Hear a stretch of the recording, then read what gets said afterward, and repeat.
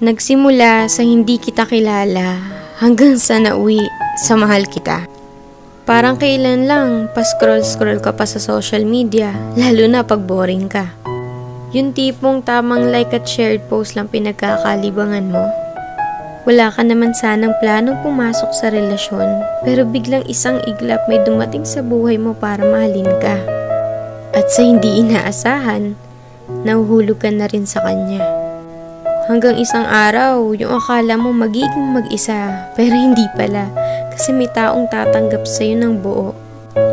Ang sarap nga naman magmahal pag mas mahal ka. Ang sarap makontento pag mas kontento sa'yo. Hahanap ka pa ba ng iba kung sobra-sobra na siya? Kaya nga sana wala na lang niloloko para wala na lang nasasaktan.